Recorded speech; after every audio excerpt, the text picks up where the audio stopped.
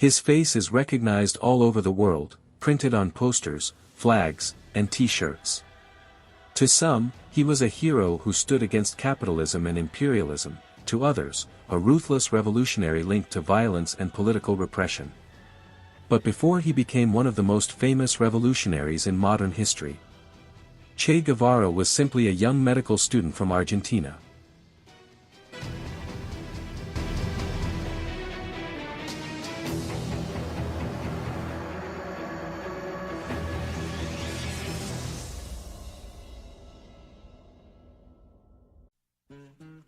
Che Guevara hailed from the city of Rosario in central Argentina.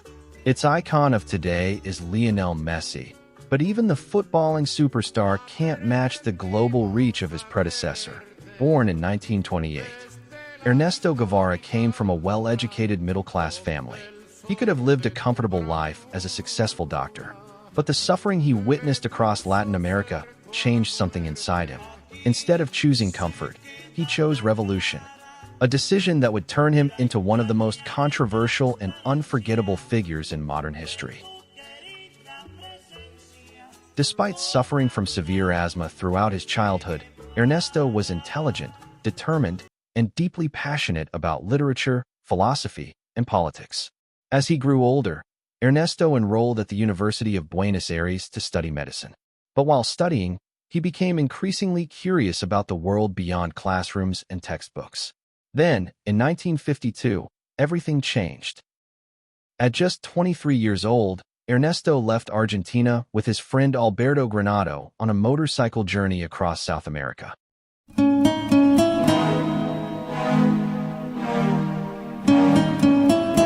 What began as an adventure soon became something far more important. During the journey, Ernesto witnessed extreme poverty, exploitation, and inequality across the continent.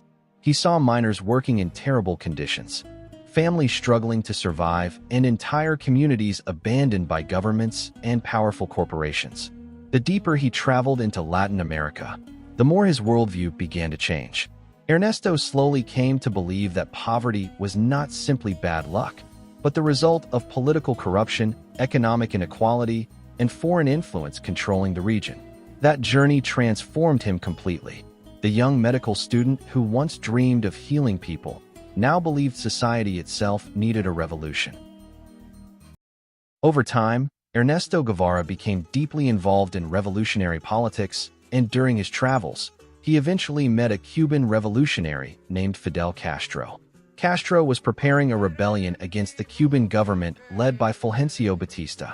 Ernesto joined the movement, and from that moment on, he became known simply as Che.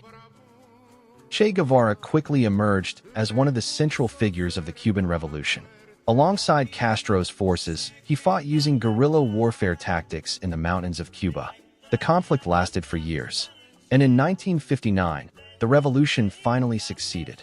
Batista fled the country, and Fidel Castro took control of Cuba. For many Cubans, the revolution represented hope for change. But for the United States, the revolution represented something far more dangerous. After the revolution, Che became one of the most powerful figures in the new Cuban government. He helped reshape Cuba's economy, military, and political system. But his growing influence also made him a major enemy of the United States and Western powers. Why? Because Che openly rejected capitalism and strongly supported communist revolutions around the world. At the height of the Cold War, the United States viewed communism as a direct threat to its global influence, and Che Guevara became one of its most recognizable symbols. He openly criticized American foreign policy and encouraged revolutionary movements across Latin America and Africa. To his supporters, Che was a symbol of resistance against oppression and inequality. To his critics, he was a dangerous extremist who promoted violence and authoritarian rule. And that debate continues even today. But power in Cuba was never Che's final goal. He wanted to spread revolution across the world. In April 1965, Che Guevara vanished from Cuba. For months, the world tried to find him. Rumors placed him everywhere. Dead, imprisoned, fighting somewhere in Asia.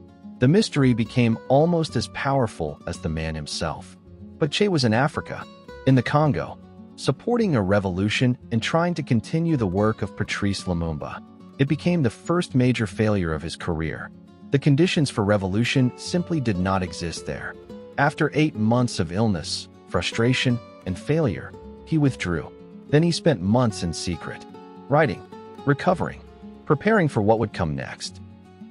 Then he chose Bolivia, a landlocked country at the center of South America. In theory, it was the perfect place to ignite a continental revolution. In practice, it was a trap, and it closed slowly and completely around him. On October 8, 1967, Bolivian soldiers, assisted by the CIA, captured him. Che was wounded. A day later, he was executed in a small village in Bolivia. He was 39 years old. The boy from Rosario who refused to stop moving had finally been stopped. Photographs of his body circled the world within days. Observers compared the images to paintings of Christ. But his death did not end his story. In many ways, his legend only grew larger. Over the decades, Che Guevara became one of the most recognizable figures in modern history.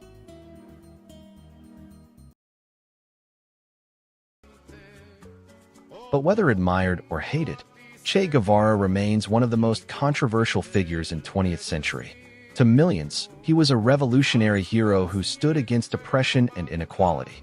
To others, he was a dangerous radical whose actions caused violence and suffering.